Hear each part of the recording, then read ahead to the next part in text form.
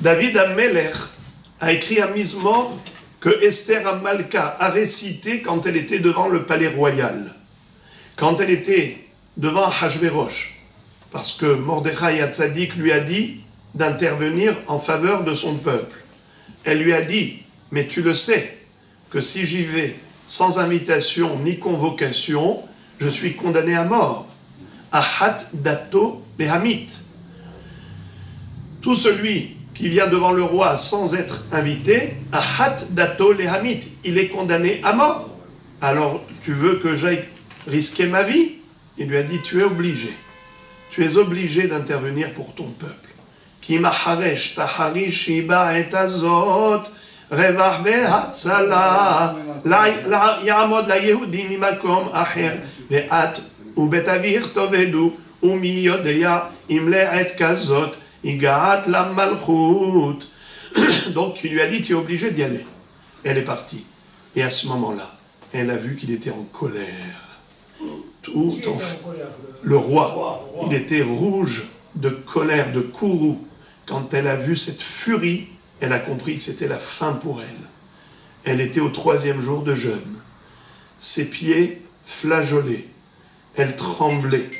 Elle a dit à Kadosh Baruch Hu, Lamnatseyach al ayelet ha-shahar.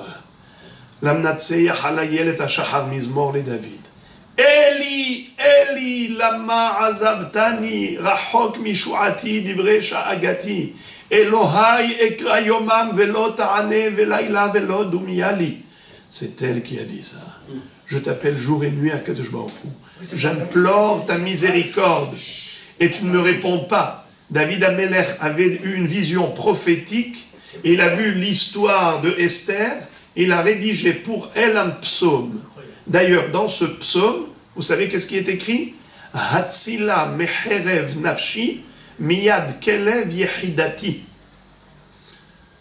Oshi'eni mipi aryeh vekarne remim anitani. Qu'est-ce que ça veut dire?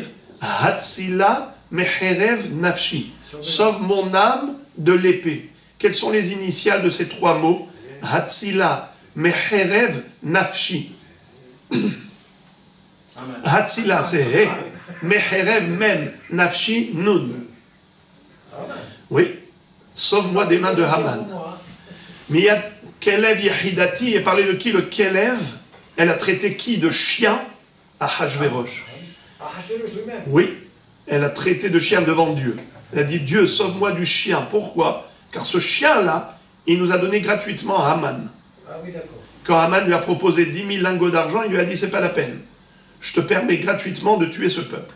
Alors Hachem, sauve-moi, sauve mon âme de l'épée de Haman, et sauve-moi des crocs de ce chien-là, qui nous a vendu gratuitement. Alors, David Amelech a écrit ce Mizmor. Il a dit, Eli, Eli, lama azavtani, mon Dieu, pourquoi tu m'as abandonné?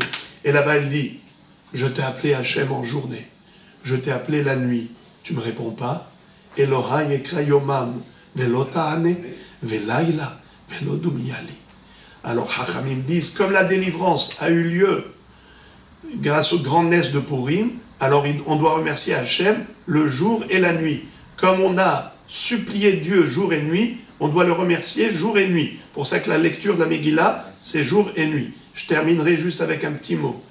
Eli, Eli, lama azavtani. Dans la Gemara, il est écrit, dans cette génération, il y a eu un danger d'extermination. Pourquoi? Mi pene, chez Assou, oivo, son o, chez la Kadosh Baruch Hu, mach berash. Ils ont quelque part affaibli Dieu. Mach, ça veut dire rabaisser. Rash, pauvre. Un pauvre s'appelle Rash. Écoutez bien. Prenez les mots Rash et le mot Mach. Rajoutez-lui Eli. Prenez Mach, rajoutez Eli, ça fait Michael. Prenez Rash, rajoutez-lui Eli, ça fait Israël. Michael, Sar, Israël. Il y a là-haut dans le ciel un ange protecteur d'Israël. Il s'appelle Michael. C'est lui qui est le Sanégor, l'avocat défenseur d'Israël. Il n'avait plus d'arguments. À ce moment-là. C'est un ange? cet ange-là n'avait pas de plaidoirie, n'avait plus la possibilité de plaider. Alors, c'est comme si de Michaël, on a enlevé Élie. De Israël, on a enlevé Élie. Qu'est-ce qui reste? Mahrash, pauvre et bas. Eh bien, c'est pour ça qu'elle a dit, Élie, Élie, lama azavtani. Les deux Élie, pourquoi tu m'as abandonné?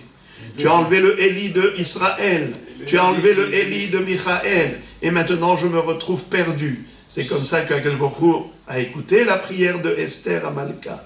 Et en effet, tout de suite, il est venu à son secours, et le sceptre royal qu'avait Ahashverosh dans sa main s'est rallongé. Et quand elle a touché le sceptre, c'est comme ça qu'elle a eu grâce. Elle a obtenu la grâce du roi, et elle a été sauvée, et elle a sauvé son peuple. Baruch Hashem.